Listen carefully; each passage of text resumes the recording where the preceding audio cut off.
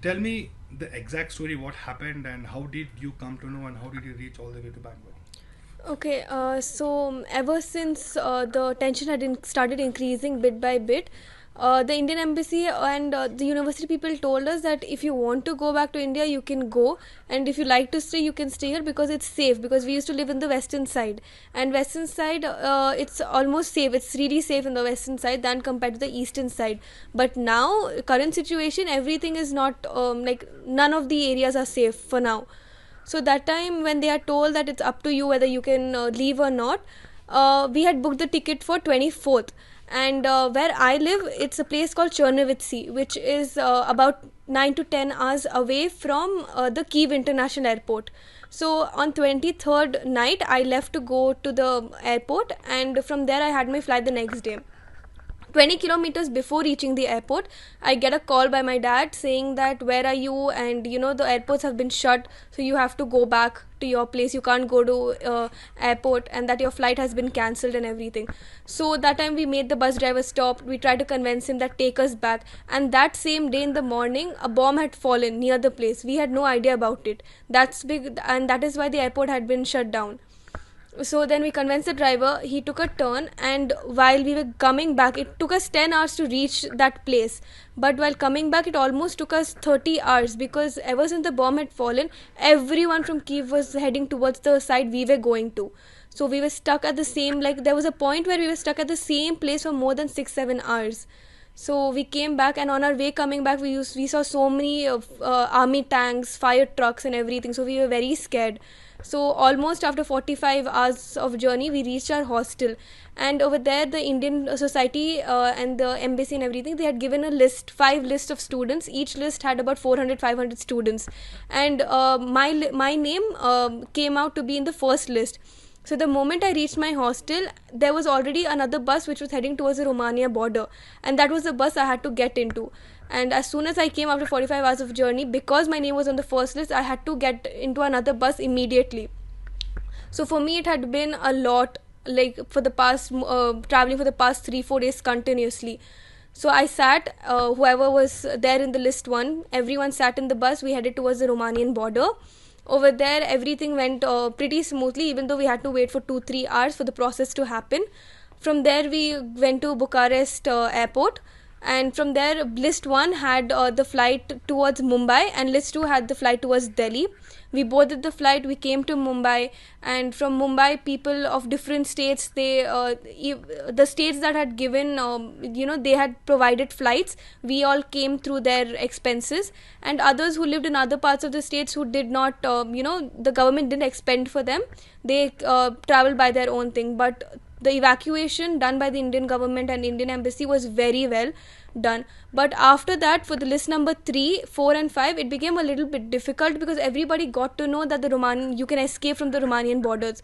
So the next day after that, there were about 3,000, 4,000 students at the border. There was a lot, and people could not go through the borders. There were my own friends who were there in list 3.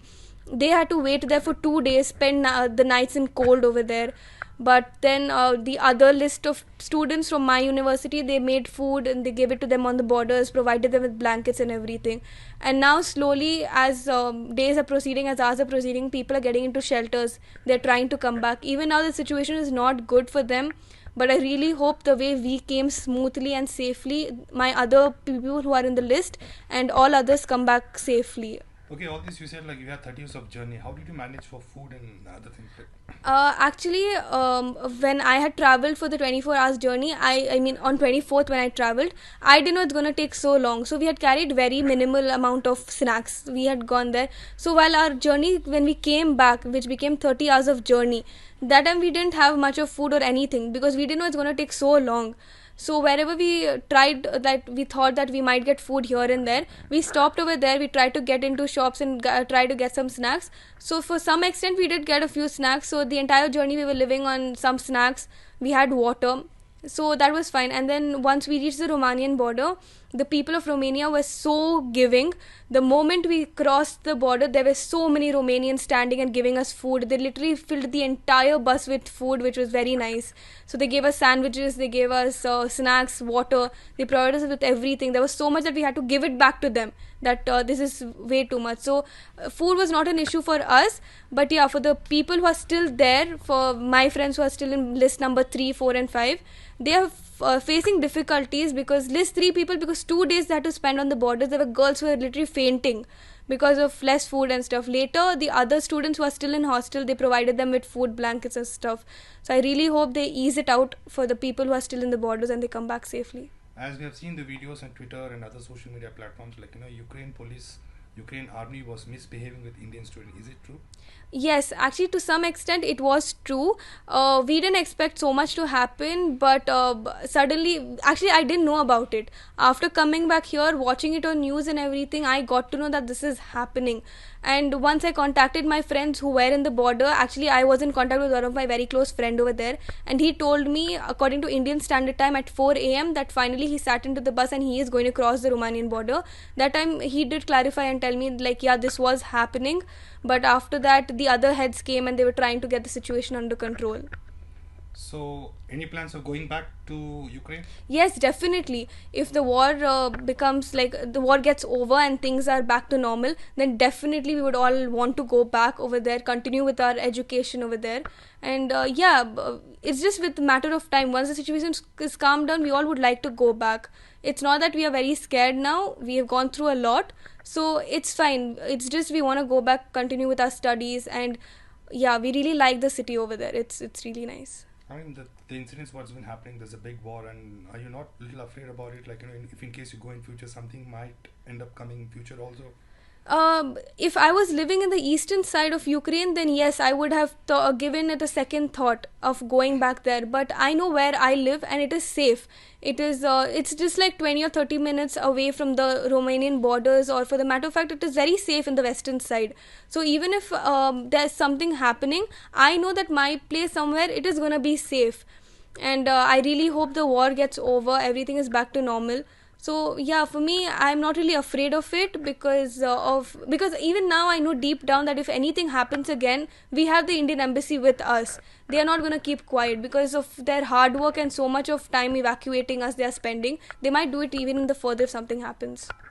What was the reaction from the parents when they came to know what this war is happening? Like, how was the situation? Actually, my parents, as long as I was in contact with them, in touch with them, and I was actually, whenever I had the chance, I was being in touch with them. My parents have been understanding throughout. Even though a few times they were very worried and everything, I am a person who tends to be calm in all these situations. I would like to think more of it in a calm way than get hyper and panicked about it. So the way I was handling situation, my parents knew that I'm going to be safe and that I'm going to handle it in the end of the day. So they were very understanding, even though deep down they were very scared, because me being a student who had booked a ticket to go on 24th, I had been traveling for the past 4 days. So they were actually in a very bad, like they were really worried about me. But I was in constant touch with them. I was telling them what was happening. There were people even informing them about me. So they were like fine, even though they were praying for me. They were understanding. So for them, even though deep down they were very worried about me, their prayers is what has got me back here. So going back to Ukraine, I prefer going and studying there. Firstly, because I would have been very happy staying in India and doing my MBBS here. But the thing is, the seats are very limited. And also, when the seat is limited and you can't get that much of an high score, you have to pay a lot. But when it comes to studying MBBS in abroad in places like Ukraine, Philippines and all those places, it is more economical. You can get the same education that you receive here in India. There are a few education universities that have an approval from NMC and all of those systems. And my university, where I study in Bukovinian State Medical University, they almost have the same syllabus as to what it is in India. So obviously it is, for me, I feel studying in Ukraine is good because it is, firstly, it's economical. It is not as much as this charge here in India to do MBBS. And also the education system is good. There are teachers, if you have any doubt, you can approach them, you can talk to them. They provide you with good study materials. And day to day, they have the small oral test things, so you keep your knowledge always on point. So it's good and it's a nice way to study there. So what's the message to the world? I mean, to Russia and Ukraine over there. I just hope that Ukraine as an independent country, it's been very good and very happy. It's a very peaceful country. I just hope they stop with the war and they come on terms, and on a terms that is in betterment of both Russia as well as Ukraine. So I really hope everything turns out to be good and everything goes back to normal. There's no war and situation, because we are just teenagers right now and we have gone there to study. We have not gone there to be a part of the war. Or for the matter of fact, even Ukrainians, it's not good to be a part of war, no matter if we are Indians or any other caste people there. So I just hope it gets over soon. So what's the message for your friends over there who are still stuck in Ukraine? I really hope all of us are praying over here. I really hope all of them are able to cross the border safely and come back to India, because everyone's life are equally important. Be it mine or be it anyone's, everyone's life is important. I really hope all my friends come back and everything happens safe and smoothly.